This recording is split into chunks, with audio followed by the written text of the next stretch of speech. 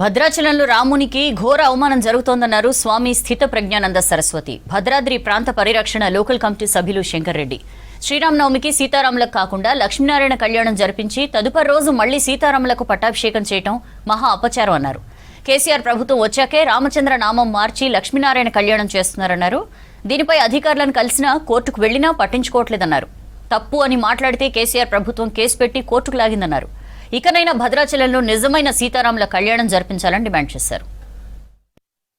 ఈ మధ్యన ఆ సీతారామ కళ్యాణంలో అనేక మార్పులు చేర్పులు జరిగాయి. మరి ఎందుకు చేశారో తెలియదు, దేనికోసం చేశారో తెలియదు, తెలిసి చేశారా తెలియక చేశారా ఇవి మనకేవి ఇంకా తెలియడం లేదు. అయితే ఈ యొక్క సీతారామ కళ్యాణం కోసం ఎంతోమంది ఎదురు చూస్తున్నారు, కోట్లాది మంది రామభక్తులు.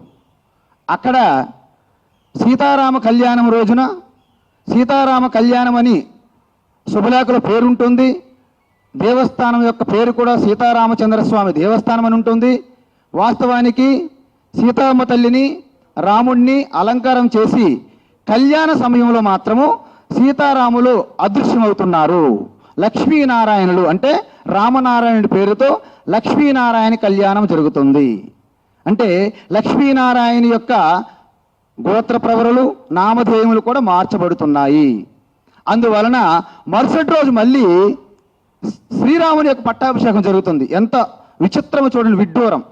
ఇది రామ అపచారంగా పరిగణించబడుతుంది. ఎప్పుడైతే అక్కడ గోత్రనామాలు ప్రవరులు మార్చేశారో అక్కడ సీతారామ చంద్రులకి ఘోర అపచారము, ఘోర అవమానం జరుగుతుంది. మీరు గోత్ర ప్రవరులు ఏం చెప్తున్నారో ఏమో, ఇవన్నీ మేము పామర్లో మాకంత లోతుగా తెలియదు. కానీ రామచంద్ర స్వామినే వరాయ అని అనాదిగా వస్తున్నటువంటి నామాన్ని మీరు మార్చడం మాత్రం తప్పు. మరి మీరు ఏ ప్రామాణికంగా మారుస్తున్నారో తెలియదు అని చెప్పి అనేక విధాలుగా ప్రార్థించాం.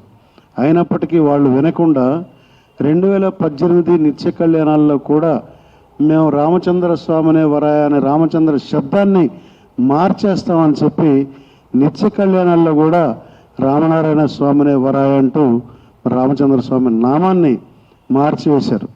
అంతేకాదు, మేము ఎప్పుడైతే రిప్రజెంటేషన్స్ ఇస్తూ ఉన్నామో ఇవన్నీ చేస్తున్నామో అదే సమయంలో మరి వాళ్ళ అనుచరులతోనే ఇక్కడ భద్రాచలం ఒక్కటే కాదు, యావత్ 2 తెలుగు రాష్ట్రాల్లో కానీ యావత్ భారతదేశంలో కానీ మేము పూర్తిగా రామచంద్ర స్వామిని వరాయ అనే నామాన్ని మార్చేస్తాము. అసలు రాముడు లేడు, భద్రాచలంలో ఉన్నది శ్రీమన్నారాయణుడు, లక్ష్మీనారాయణుడు, శ్రీ మహాలక్ష్మి ఉన్నారు తప్ప రాముడు కాదు, ఆయన దశరథుని కొడుకు కాదు అంటూ ఓపెన్గా శ్రీరామనవమి కళ్యాణంలో ఓపెన్గా